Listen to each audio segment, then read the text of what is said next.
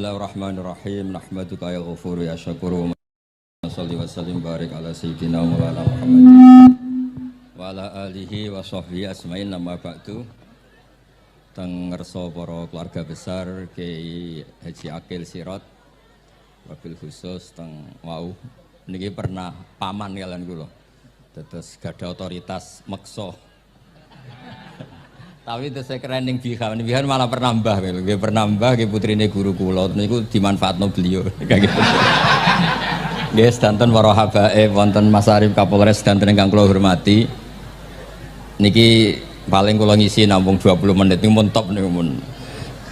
Dados katanya niku ahlul ilmi dihormati, tapi nyatane dipeksa. Terus memang banyak paradok dalam ilmu usul fikih. Ilmu usul fikih itu ilmu yang menjadikan orang itu bisa berpikir. Gitu. Kalau tak cerita tentang pertama tentang Kiai Akil sing al-ma'ruf bi ahli nahwi. Nahwu riyen di era dulu itu dadekno tiyang dadi wali. Sampai disebut hatta nahat qulubuhum li nahwihi famin azimi sya'nihi lam tahwihi. Tetes orang-orang baik niku ketika wusul teng pangeran nyebut Allah la ilaha illallah mboten saged.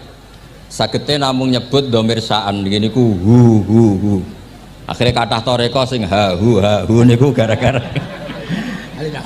ahli nahwu niku.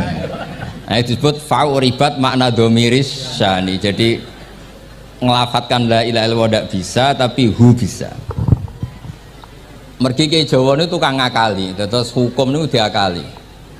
Sakjane teke hadis ini mangkana akhiru kalamihi la ilaha illallah dakhalal jannah. Tapi ada kekhawatiran pas la ilaha mati. Lah la ilaha mati rak radi kaya ateis. Ora ono pangeran maujud mati. Sampean kan gak iso janjian mbek Israil. Kan mboten saged weanan, mboten saged kong kali kong. Nah, daripada la ilaha niku resiko karena takut mati pas la ilaha dereng illallah terus Kiai Jawa mulai nalkin ngangge Allah. Tapi Allah sarasan itu tidak mewakili la ilaha illallah. Akhirnya diambil dhamir sya'an fa'alam annahu la ilaha illallah. Niku asal usulnya. Cuma kebetulan thariqah kita tidak jalur itu, tidak jalur yang lewat dhamir napa? Sya'an. Tapi sementing tadi dawuhe Kiai Mustafa, sementing kita tahu secara ilmu. Terus nomor kali cerita uzlah wow. Kalau memang benar-benar uzlah. Terus kalau ini diundang acara-acara publik kemarin di Habib Jindan gitu, hanya di halaqah ilmiah. Kemarin terakhir beliau ngerayu ini jari marrotan wahidah. Ini saya pegang. Dan itu dicatat di Loh Mahfud. Dan ciri utama Kiai itu tidak membatalkan perjanjian. Jenengan jauh marrotan wahidah Mas nih. Ben gelem. Terus ngeten kula cerita sithik tentang ilmu yang sering kalau utarakan. Di antara kitab yang dipakai guru-guru kita sing dilanggengi Mbah Mun Maus itu kitab Ihya.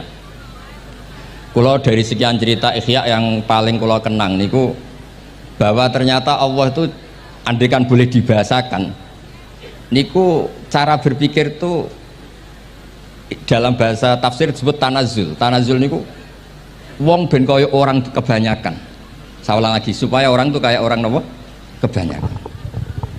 Ada dua ahli neraka yang dipanggil, yang satu ditakoi cung ning neraka piye rasane syarru makan mboten enak Gusti. Terus pangeran diken balik ya wis kono cung mlayu balik nang neraka. Niku tiangnya lari kencang, sekencang-kencangnya. Semangatnya seneng ambek kon balik ning neraka. Ditakoki mbek pangeran, "Lho cung kon mara neraka kok seneng?" Kula nu pun kapok Gusti, kula nu nyesal ketika di dunia nak jenengan utus niku lelat-lelet. Niki kula tobat dengan bukti dikan jenengan teng neraka kula mlayu. Lho nu pangeran akhirnya haru wong kok semangate mlebu neraka kaya ngono. Mergo diperintah pangeran. Ya dados niki ijazah jenengan akan mlebu neraka jenengan sing semangat nggih. Karena zaman ning donya sering diperintah Allah mboten napa? Semangat.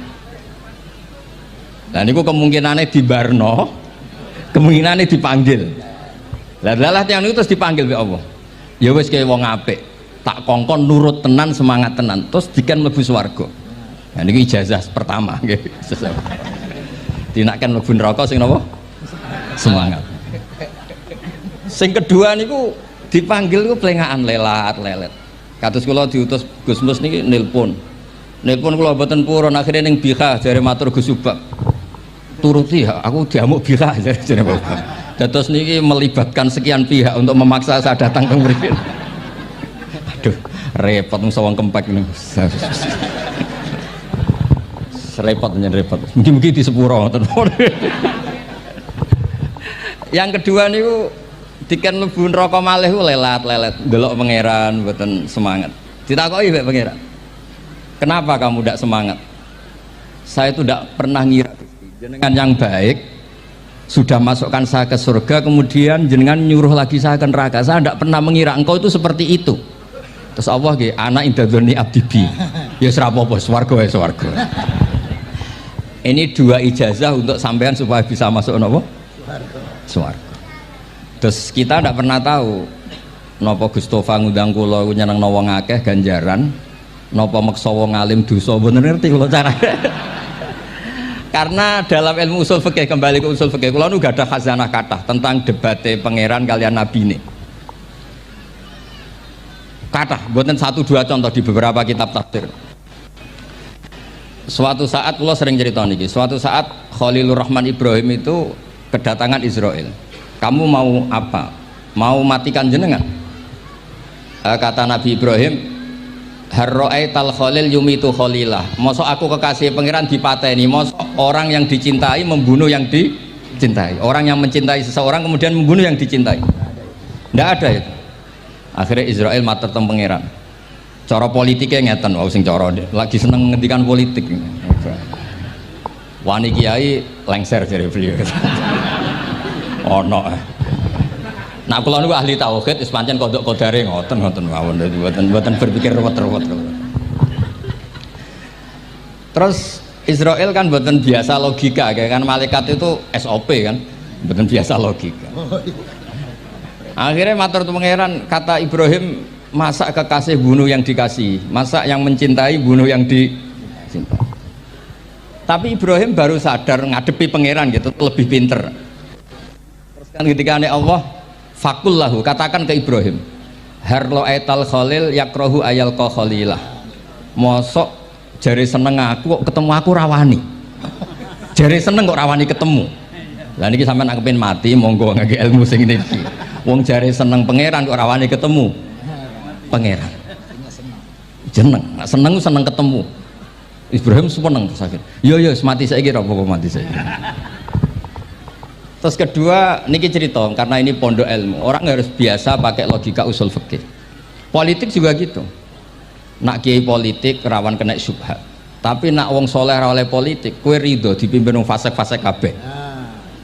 Ya, buatan ngerti, bahasa bener di pokoknya ngoten. Yes, itu memang logika usul nopo fikih. Logika usul nopo fikih. Ketika Nabi Adam badhe didamel niku materinya saking bumi. Pertama sing diutus Jibril. Jibril ambekan qabdotan minal ardi, segenggam bumi. Saya mau bikin Adam, materinya dari bumi. Setelah datang ke bumi mau ngambil ista'adzat billah. Maksudnya ista'adzat billah, a'udzu billahi minka, saya berlindung Allah dari kamu. Antasinani. Kalau ngarepe Gustofa dari ahli nahwu dados kula niki tak goleki tenan pancen syanahu mun mutaaddi bi nafsi. Mungkin nek dibuli ku antusinani kok panjang nanti cerita. Saya ndak ingin bagian dari saya diambil, kok aku bolong. Iku cara bumi itu sudah masalah. Terus akhirnya Jibril kembali, ya Allah, dia berlindung kepada engkau maka saya lindungi. Allah membenarkan Jibril, Mikail juga sama. Tapi ketika Israel, ini Israel itu masalah memang. Ketika disuruh ngambil bumi, buminya ista'adat billah, tetap diambil. A'udzu billahi minka antasinani, saya berlindung Allah supaya kamu tidak melukai saya, menciderai saya dengan mengambil bagian dari saya. Kata Israel, wa a'udzu billah alla unaffidhu amroh. Saya juga a'udzu billah diperintah Allah kok tidak kasil. Kudu kasil. Lah saya tidak tahu yang benar istilahnya Jibril apa istilahnya Israel. Terus memang sudut pandang. Makanya dulu ketika banyak pondok putri itu kiai-kiai kuno dulu itu menentang. Alasannya nggih, nak bojone jelas khawatir kiai ini kecobaan itu jelas. Tapi banyak kiai itu nggih khawatir tenan. Kecoba fitnatin nisa. Tapi ketika logikanya dibalik, apa kamu ridho para perempuan-perempuan muslimat itu tidak dapat pendidikan apa? Agama. Hanya karena orang soleh tidak punya nyali, tidak punya peduli mengajar. Tapi nggih saged diwalik. Ustadz sing mane pas-pasan niku kowe ridho nak kecoba. Sampean milih mana? Ridho kecoba apa ridho bodoh? Nah, logika-logika usul fikih ini yang kemudian dipakai Wali Songo. Dipakai Wali Songo kemudian membiarkan sekian tradisi yang insya Allah itu salah sebetulnya. Tapi tidak sebanding dengan asmane Allah Subhanahu wa taala. Misalnya begini. Nggih niki dirungokno mawon. Sampeyan ra paham mboten napa-napa. Sampeyan nak ra paham wis anggap ae tawadhu. Sepantese wong awam yo ora paham. Nak paham dadi kiai. Terus biasa mawon sampeyan nak ra paham aja tersiksa. Umpamane jenengan mboten kiai kok kon paham. Nah sampean pinter kados kula mestine ora ngrungokno, semangate hasud. Terus rivalitas perkara. Nah cara Mbah Mun nak cerita ngoten, dhisik ke zaman bodho iku angger kiai mbok cucuk. Bareng padha kiai niku koyok saingan. Niku pun sunatullah ndak bisa dihindari niku pun sunatullah. Terus kembali lagi ya. Logika-logika usul fikih niku dipakai oleh Wali Songo. Ngeten ada cerita ini rungokno nonton. Itu sudah saya cek di beberapa riwayat termasuk di Musnad Imam Ahmad. Ada orang ini bukti teorinya Wali Songo itu benar. Wonten tiyang gadah kesalahan. Niku dokumen kesalahan niku maddul basor sepanjang mata melihat. Wes ngoten jumlahnya 99 bok. Kayak apa banyaknya? Per bok maddul basor sepanjang mata nopo melihat. Ketika dia ditanya Allah itu kalau tanya demokratis. Adzolamat kata bati, jangan-jangan malaikat saya sentimen kalau kamu jelek ditulis, kalau baik enggak Gusti. Afalaka udhurun, jangan-jangan kamu saat salah itu punya alasan. Enggak Gusti, ya memang salah. Tapi kata Allah, sudah kamu tenang saja, kamu punya ini. Itu hanya satu box, ya kira-kira kayak tempat jam tangan itu. Enggak, kamu punya ini, cukup ini. Terus malaikat tanya, ya Allah, apa artinya, apa ngefek itu kalau ditimbang dengan kejelekan sebanyak itu dengan satu box jam. Orang ini juga bilang, Gusti sudah ada usah ditimbang, nggak ngefek itu pasti kalah. Tapi setelah ditimbang menang yang satu box kecil tadi, karena di situ ada la ilaha illallah Muhammadur Rasulullah. Jadi malaikat diancam sama Allah, kamu berani tidak mempertimbangkan nama saya? Apapun banyaknya box itu dosa itu tidak saya. Kalau ini la ilaha illallah itu nama saya. Kamu berani tidak mempertimbangkan nama saya? Ya tidak berani Gusti, ya harus dimenangkan. Nah itu semalannya kok pengajian ini ya ono ikhtilatur rijal wan nisa, tapi baru kayak ngaji di sepuro. Ya aja muni halal tapi ya aja muni terus gak ono faedahe. Sepuro. Di sepuro insyaallah. Karena kalau nuruti harus steril halal itu kayaknya tidak bisa. Terus di situ ditutup fala yaskulu ma asmillahi taala syai'un. Dibanding asmane Allah taala sesuatu itu tidak ada nilainya. Pasti menang Allah taala. Sehingga banyak ulama ngendikan kowe nak bar dosa, bar salah maca iki. Dan kalau Anda dosa misalnya catatannya satu box terus di bawah ada astagfirullah, malaikat ditanya sama Allah, kamu berani tidak mempertimbangkan nama saya disebut di situ? Enggak berani. Nah, saya ini ribuan orang yang ngundang, saya berani mengabaikan. Bareng ana wong ngaku mbah ya mbah tenan wae. Ya terus ngoten. Kowe wani gak mempertimbangkan Gustofa sing mantune Mbah Maimun. Ya. Semoga cara pandang malaikat nanti seperti itu. Tapi nanti kalau malaikat cara pandang, mbah kok tukang mekso putu. Itu mbah model opo. Nah saya ini sudah ngalah satu kali. Berikutnya logika kedua yang insya Allah terbangun di kalangan malaikat, yaitu mbah ora oleh meksa napa putu. Ning dinggon mbah yang baik putune dolanan di barno. Ini ora putu lagi asik-asik dolanan. Rene kon nyapu. Nah, itu udah jenis mbah yang baik.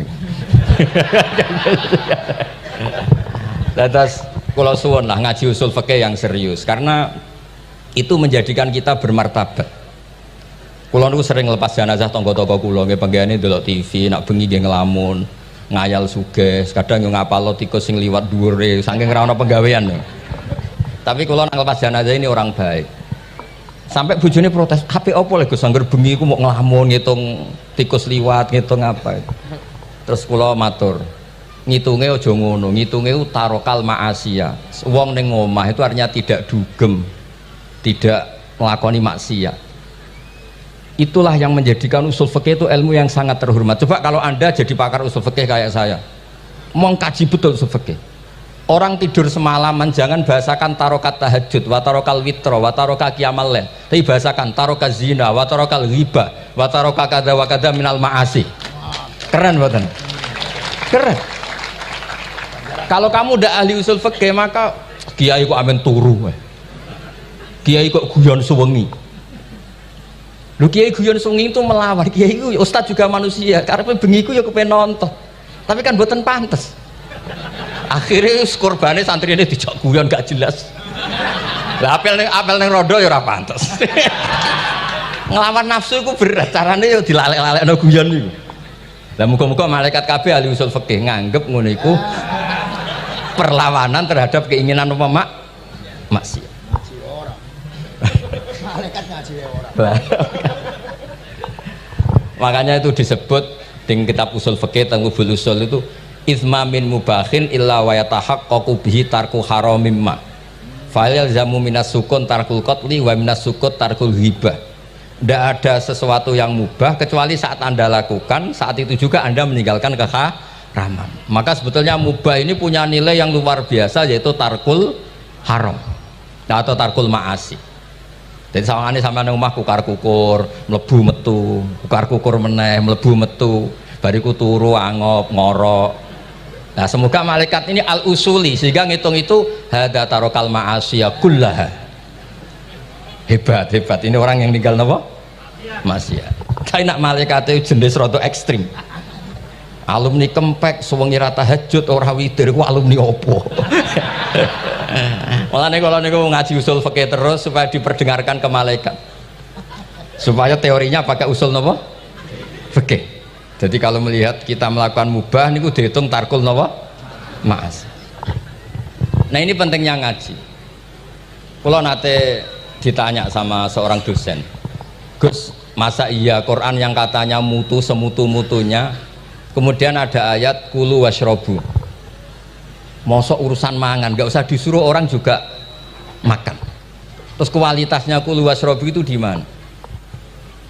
Terus kalau jawab, terus sorokan yang penting wopo rapat utawa seminar. Ndak ada rapat, ndak ada seminar itu kamu ndak mati, tapi kalau nggak makan itu mati. Penting mana? Ya penting makan. Lah iya, jadi orang itu lupa kalau sesuatu yang seserius itu karena menjaga nyawa yaitu makan. Terus karena makan tuh hal yang murah dianggap biasa, itu bahaya. Sehingga sebetulnya yang kita bisa jadi wali lewat hal-hal keseharian tidak bisa jadi wali karena tadi. Saya punya hadis, ini mudah sekali untuk Anda jadi wali. Bahkan di atas wali lah. Inna woha ta'ala layar do anil abdi, pakai inna masih pakai lam taukid.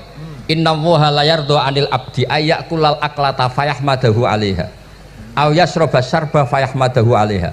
Allah itu sangat ridho ada orang makan satu asupan kemudian dia muji Allah. Loh, orang tidak punya alpat itu tidak mati, tidak punya tanah ribuan hektar itu tidak mati, tapi kalau nggak makan sesuap nasi mati. Penting mana? Penting makan.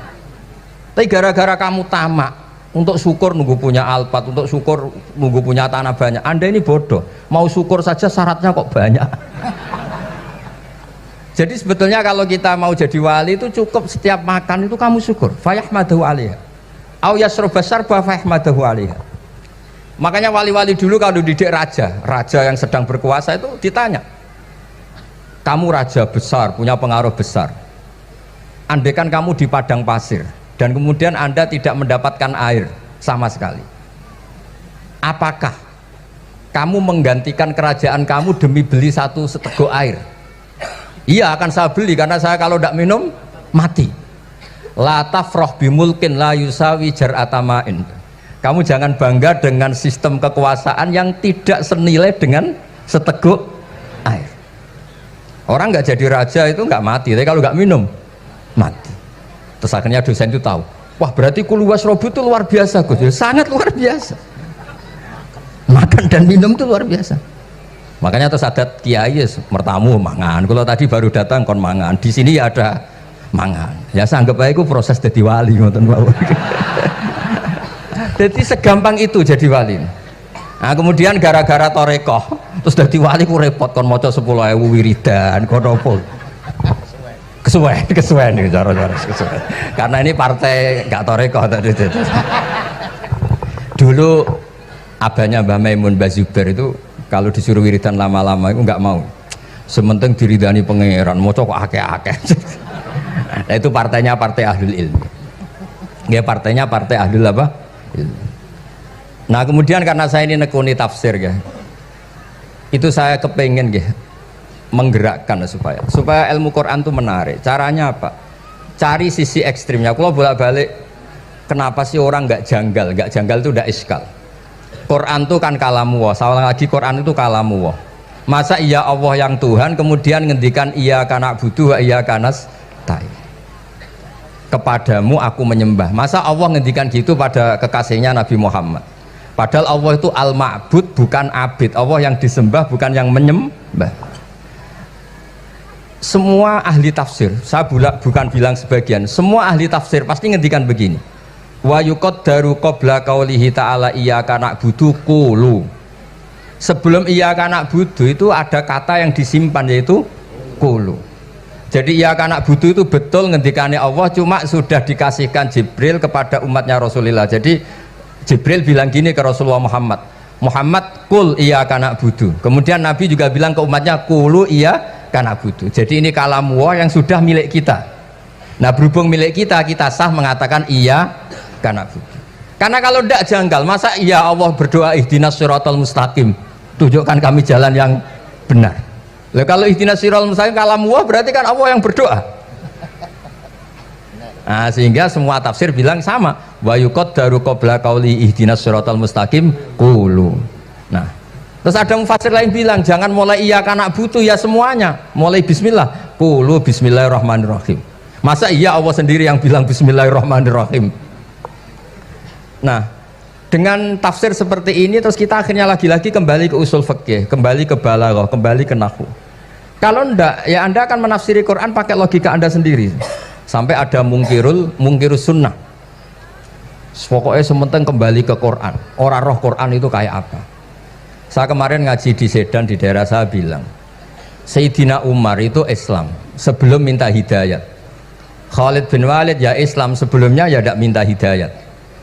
Lah itu kan janggal, padahal katanya Quran itu hudal lil muttaqin, petunjuk bagi mereka yang takwa. Padahal tidak ada sabkut takwa untuk Umar. Umar tidak pernah takwa, tapi nyatanya Islam. Bahkan dia masuk ke rumahnya Zaid bin Arqam itu mau bunuh Nabi, mau nyari Nabi, bukan mau Islam. Tapi ketika dengar iparnya membaca Toha ma anzalna alikal Qur'ana litasqa, kemudian dia masuk Islam. Lalu gimana tentang hudal lil muttaqin, petunjuk bagi mereka yang takwa? Banyak ulama yang mengatakan lil muttaqin itu balaghahnya lil iktifa, lil muttaqina wa ghairihim. Jadi Quran itu petunjuk bagi yang takwa dan yang tidak takwa. Dan itu di bahasa Arab sah. Di bahasa Arab sah. Misalnya gini ya, kalau sampean punya ponakan dolan, cong-cong nang mangan. Ya maksudnya ya mangan mbek ngombe, mangan tok seretan mati kan. Itu kan satu paket. Sarobila taqikumul harra wal barda. Pakaian yang melindungi dari panas, di situ nggak disebut wal barda, tapi artinya juga wal barda. Karena kalau tidak diartikan lil iktifa, nanti Quran itu memberi petunjuk bagi yang sudah muttaqin, corong doang nguyai segoro, wis takwa kok. Nah ini kita butuh ahli tafsir yang al usuli, karena itu yang menjadikan Quran punya kualitas lagi. Saya ulang lagi, punya kualitas lagi. Kalau ndak, Quran tuh kayak biasa-biasa saja, kayak tadi kulu wasrobu kayak dan seterusnya dan seterusnya. Jadi kalau suwun barokahnya hormat sama orang alim kados Ki Akil, Ki Siras dan tenaga keluarga mriki. Orang menghidupkan logika ilmu lagi. Jadi kalau seneng lah nak dalam Gusmus ahli ilmu boten krono niat fakir boten. Biar sampean ngerti lah kalau ngadepi ahlul ilmi itu pun boten level. Ahlul ilmi itu kalau punya logika itu tidak bisa dibantah. Saya beri contoh sekian contoh yang nyata yang diajarkan Rasulullah SAW. Nabi itu pernah mau dipermalukan orang karena Nabi ngendikan la adwa wala tiarata, tidak ada penyakit menular. Terus ada orang iseng kok onta yang kena kudisen itu dijejerkan yang waras ikut kena kudisen. Terus orang ini tanya, ya Rasulullah ini tadi sehat tapi kena onta yang kudisen ikut kudisen. Nabi tanya lagi, faman a'dal awal, yang kudisen pertama ketularan siapa? Wah itu dari Allah ya, maksud saya seperti itu. Jadi ada terus orang-orang kafir itu cara berpikir aja alal alihata ilaha wahida inna hadalah syai'un ujab. Muhammad ya tentu mereka masih jangkar. Muhammad problem kita ini banyak. Kalau Tuhannya satu tidak cukup. Ada problem kredit macet, ada problem macam-macam kan, utang piutang macam-macam. Kalau Tuhannya satu tidak cukup. Kita butuh Tuhan banyak karena problem kita banyak. Lalu Nabi mengajarkan mereka apa logika yang dibangun. Kalau kamu jadi buruh, kemudian majikan kamu banyak, semuanya merintahkan kamu bingung nggak? Ya bingung. Tuhan kamu itu majikan kamu, kalau banyak-banyak perintah semua kamu yang bingung. Ya sudah mat Tuhannya satu saja. Itu disebut dorobawa masalah rojulan fihi syuraka umutasakisuna warojulan salamal lirrojul. Nah sekarang itu kita ini mulai kehilangan fatonahnya Rasulullah SAW. Nabi dulu itu kalau nerangkan ilmu itu logikanya gampang sekali, logika yang dibangun tuh gampang sekali. Ada orang cerita, ya Rasulullah saya ini ada sekian anak saya, yang paling saya cintai satu, apa saya boleh melebihkan yang paling saya sayangi dalam pemberian? Nabi jawabannya itu tidak langsung jangan enggak. Apakah kamu berharap bahwa mereka semuanya baik ke kamu? Iya semuanya saya ingin baik ke saya. Ya kalau gitu jangan. Kan tidak fair kita mengunggulkan yang satu, melebihkan yang satu, sementara kita berharap semuanya baik. Itu tidak fair kata Nabi.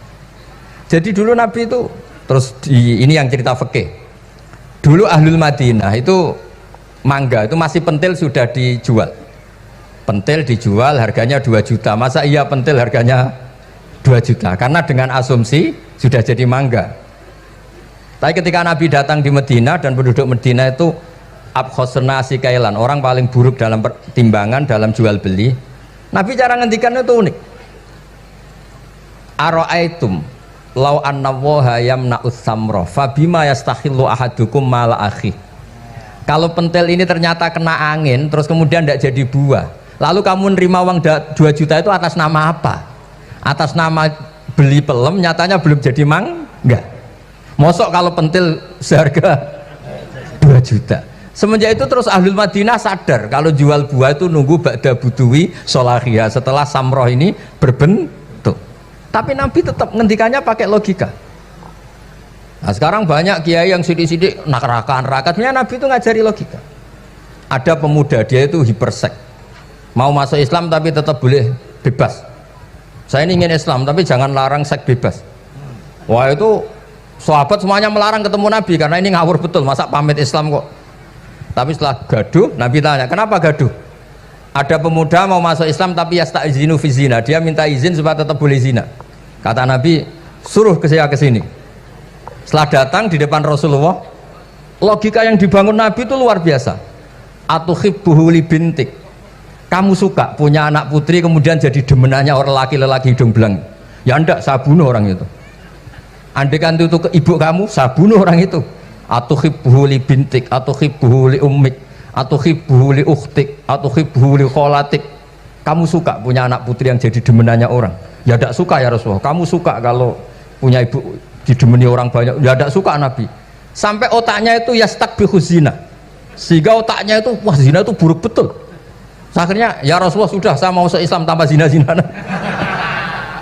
Karena logika yang dibangun Nabi itu luar biasa. Nabi pertama mengingatkan atuhibbuhu li bintik, atuhibbuhu li ummik, atuhibbuhu li ukhtik, atuhibbuhu li kholatik. Sampai dia ini nggak bisa apa-apa. Sudah Nabi sudah. Jadi logika ini yang harus kita waris. Lagi-lagi kembali yang bisa waris itu ahlul ilm. Sama itu kan kayak diskusinya Nabi Yahya dan Nabi Isa. Nabi Yahya itu suka berkawan orang-orang soleh. Setiap berkunjung di mana itu nyari yang orang-orang soleh. Ditanya kenapa kamu berkawan orang soleh? Ya berkawan orang soleh itu asik. Tapi kalau Nabi Isa enggak. Kalau ada desa-desa yang masih hitam, masih merah itu dikunjungi, kemudian dibina. Ditanya sama Nabi Yahya, lima anda tanzilu ala syirarin nas, kok kamu kumpul orang-orang yang kayak gitu? Jawabnya beliau, innama ana tabibun udawil mardo. Di mana-mana Nabi itu ya dokter, di mana-mana dokter nyembuhkan yang sakit. Jadi dulu logika kebalikan itu dibangun, sehingga dulu ulama khilaf itu ikhtilaful a'immah apa? Rahmah. Masyhur itu. Saya sering cerita dan itu ada di kitab Khilyatul Auliya. Nabi Yahya itu lebih ceria. Nabi Isa itu agak sering cemburut. Atau kebalikannya, pokoknya yang satu tuh mali aro ka'abisan ka'annaka taqnatu mir rahmatillah. Kamu kok sering cemburut, seakan-akan rahmat Allah itu terbatas. Wong kok ra iso syukur. Yang satu gojlok, mali aro ka dohikan ka'annaka ta'manu mim makrillah. Kowe kok guya-guyu, kok is bebas kon neraka wae gitu. Nah, sehingga ya itu tadi sudut pandang. Makanya saya sering cerita dulu kalau Said Abdul Al-Haddad itu tanya, "Cung kowe ngaji sopo?" "Ngaji si A." "Kiaimu tau nangis?" "Ndak." "Ojo ngaji, kiaimu ati atos, kiai kok ora iso nangis." Tapi kalau Abdul Hasan Asadili kebalikan, "Cung kowe ngaji sopo?" "Ngaji si A." "Kiaimu tau guyu nak ngaji?" "Mboten nate." "Ora usah ngaji wong ora iso syukur." Jadi nah itu yang akhirnya menjadi keseimbangan khaufau wa tama. Ada khauf, ada apa? Roja. Sehingga karena sudut pandang itu nggak bisa dihilangkan, sawalangnya nggak bisa dihilangkan. Ini yang sering diceritakan Ki Said, kakaknya ini. Dulu Muhammad bin Hasan Asy-Syaibani, Imam Syafi'i itu lama sekali beliau jadi ulama top yang suka fikir. Dianggap fikir itu aman, ngeringankan hisab. Nggak jenengan fikir yang dihisab malaikat apanya kan? Kan nggak bisa ngisap jenengan, apa saja tidak punya, punyanya problem. Nah setelah ngaji sama Imam Malik, Imam Syafi'i tanya, yang ilmunya setingkat jenengan siapa? Kata Imam Malik, sebetulnya Abu Hanifah, tapi orangnya sudah meninggal, tapi ada muridnya namanya Muhammad bin Hasan Asy-Syaibani. Kamu ke sana dari Madinah ke Irak, dulu tempatnya di Baghdad. Setelah di Irak, Muhammad bin Hasan Asy-Syaibani itu kalau ngitung uang tuh di meja, emasnya itu banyak, uangnya banyak, dia hitung di meja, malah kaget. Saya ini gedeng kiai kedunyan, ini ketemu kiai kedunyan.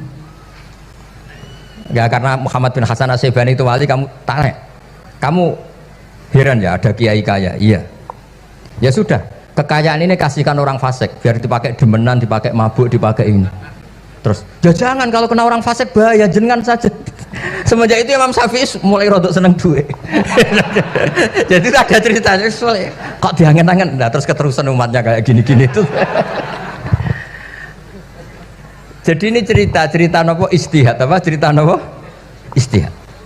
Sama pangkat juga sama. Gue seneng nak wong soleh-soleh tidak ikut ngurus negara ini, mau dikemanakan negara ini. Tapi ada yang berpikir, gue seneng nak wong soleh terkontaminasi. Ya sudah monggo, sing ora payu jabat nggih berpikir zuhud. Sing payu ya berpikir politik.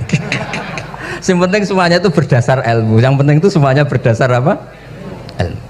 Karena ilmu ini basis yang paling diridani Allah Subhanahu wa taala. Masyhur itu di Ihya sering diceritakan Imam Ghazali, ana alim uhibbu kulla alim. Kata Allah, saya ini alim dan sangat mencintai orang alim. Karena orang alim ini yang tahu perspektif. Orang yang enggak, yang ngiranya, saya ulang lagi, yang ngiranya itu enggak ilmiah, di depan orang alim itu sangat-sangat apa? Ilmiah. Yaitu tadi misalnya ada ayat wa min ayatihi manamukum billaili wan nahar. Masa iya tidur yang ngorok semua turunnya secara jelas kok jadi wa min ayatihi? Tanyakan ahli medis, sistem tubuh kita kalau nggak tidur itu kayak apa rusaknya? Dan toat pas-pasan ini satu-satunya solusi ya turu. Bengi ngempet kepen delok dangdut, delok dugem. Bareng turu jebule esuk wis bar, alhamdulillah. Cara melek iman kamu seberapa? Tarikan-tarikan maksiat posisi kamu terjaga bisa kalah kan? Tapi kalau tidur Sukses kan tarkul maksinya. Nah, karena tidur itu sukses menghilangkan maksiat disebut wa min ayatihi manamukum billaili wan nahar. Sampai Imam Ghazali ngendikan di makalah itu, sehingga nanti ibadahnya umat ini di akhir zaman an-naumu, ibadah terbaiknya itu tidur. Nah niku mulane maksud kula ngeten lho. Sampeyan anut jalur wong alim dia turu ya ibadah, tengok-tengok ya ibadah, jagongan nggih ibadah, gojol-gojolkan ambek kanca nggih napa? Ibadah. Karena ini semuanya kul bi fadlillah bi rahmati fa bidzalika napa? Falyafrahu. Tapi kalau kamu tidak punya basis ilmu, adanya suudzon. Kiai kok jagongan guyon sewengi kiai opo? Kiai kok turu sewengi ku kiai. Karena basisnya ada ilmu. Padahal jelas ketika Rasulullah bikin urutan kebaikan, pertama Nabi ngendikan kamu menolong orang.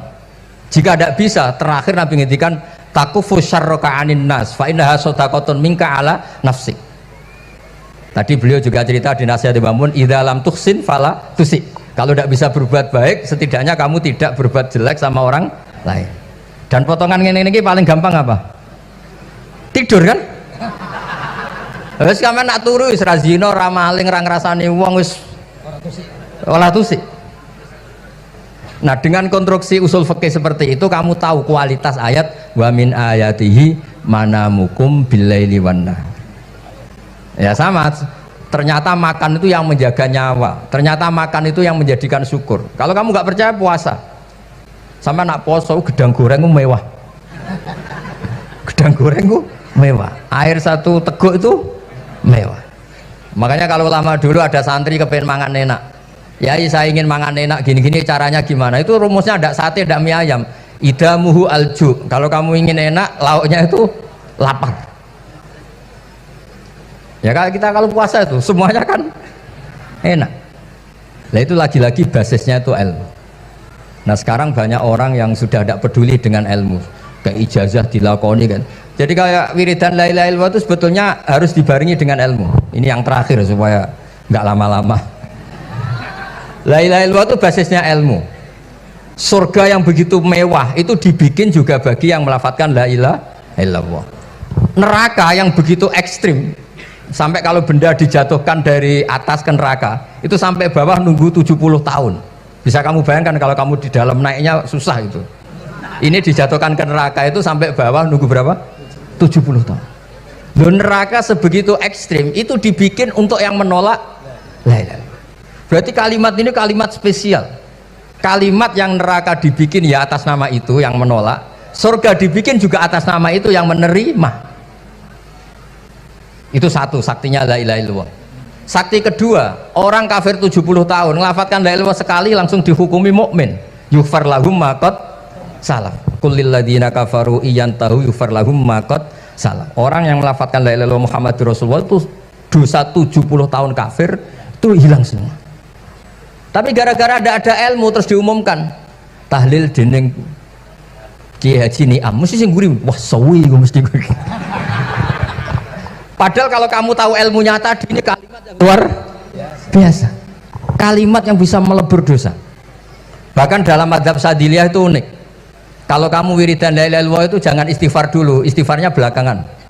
Alasannya Abdul Hasan As-Sadili itu fa'lam annahu la ilaha illallah wastaghfir li dzambik li hadhil kalimah.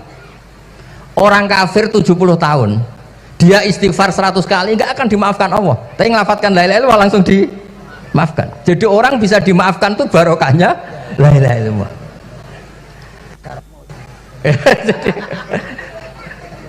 ya, ya kan?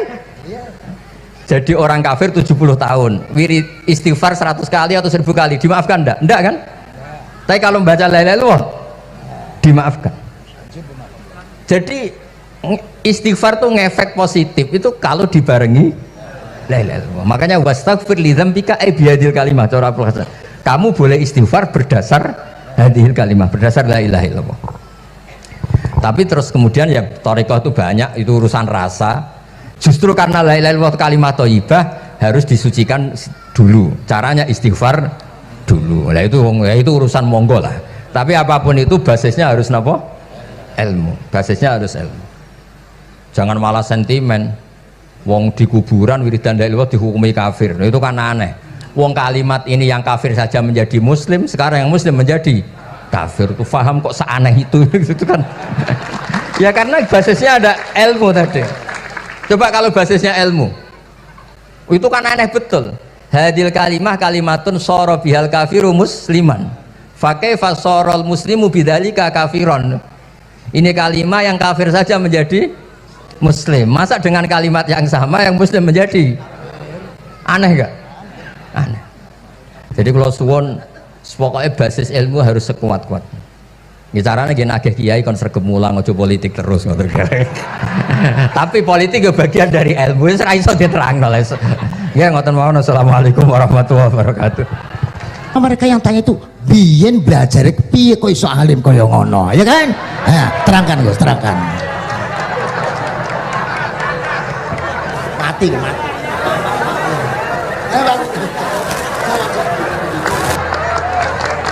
Setuju kan? Setuju? Sila. Asal dakaik.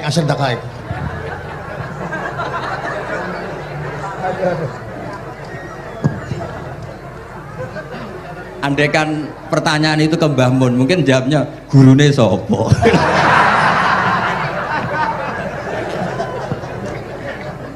Tapi mungkin kalau ke mbah saya ya juga babanya nih pihak juga Mbak Abdul Aziz, mungkin putuku.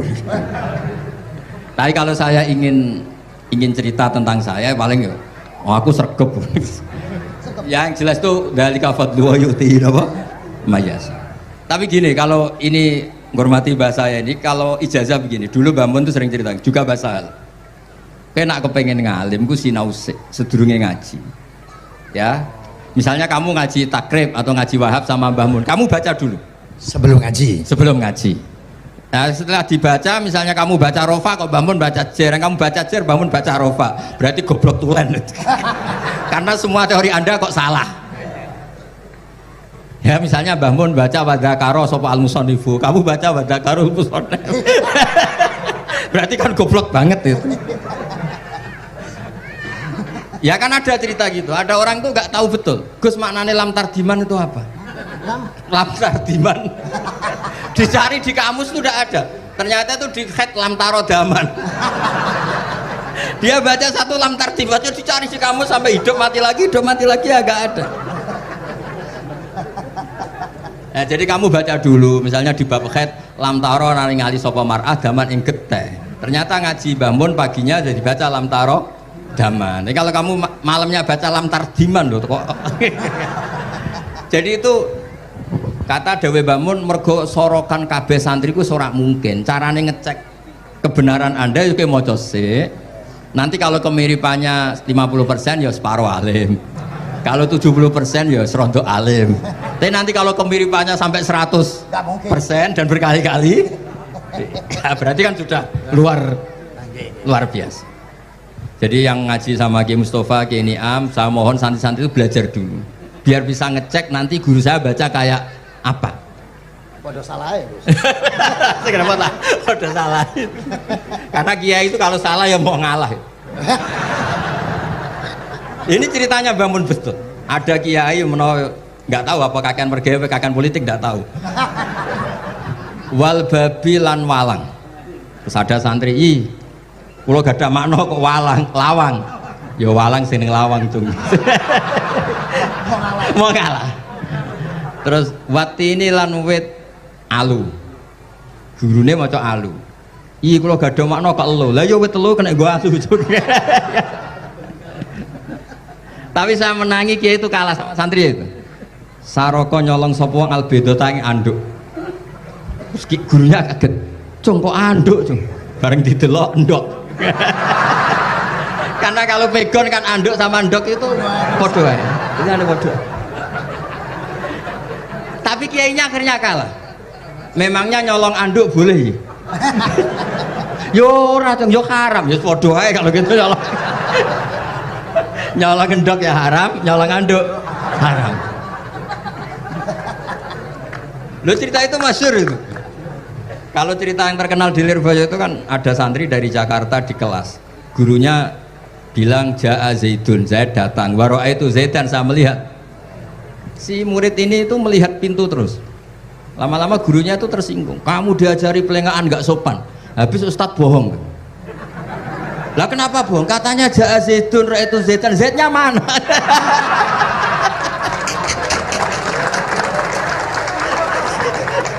Karena dia nggak ngerti. Zaid datang, saya melihat. Mana orangnya kok dibahas-bahas terus itu. Ya, jadi yang serius tadi, kalau sampean ingin nguji kualitas Anda, makanya saya dulu itu pede baca kitab di depan Mbah Mun karena ya ngecek.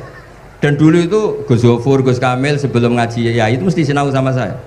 Nanti ketika Mbah Mun baca tadi, kalau kemiripannya kita 90% ya bagus, syukur-syukur sampai 100. Dan itu terulang sampai Wahab Hatam, Jamul Jami' Hatam, sehingga kita tahu. Jadi kalau diskusi kita kok salah ya tahu, kalau benar ya tahu. Kalau tahqiq ya tahu.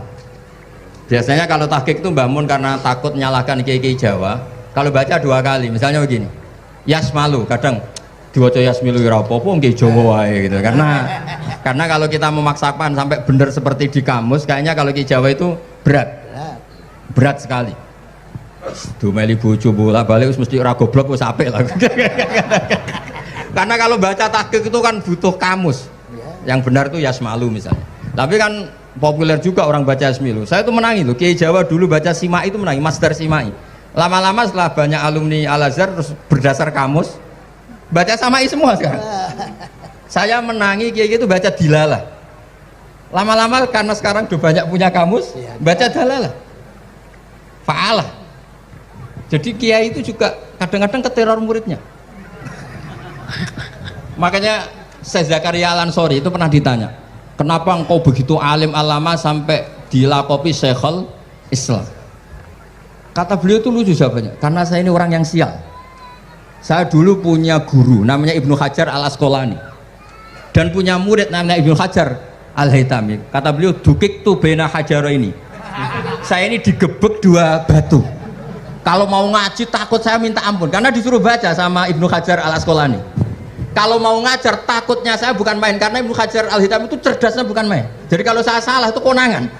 Akhirnya dia jadi orang sial tadi. Mau ngaji ya belajar, mau ngajar ya belajar. Makanya meskipun ini pernah sepuh saya tidak berani ngaji beliau. Wah mesti meriang saya kalau ngaji.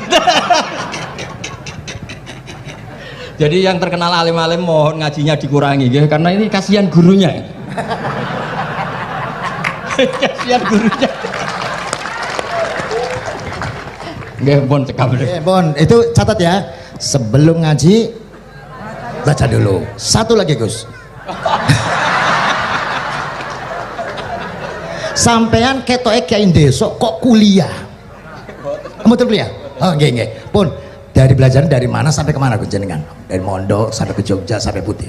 Monggo.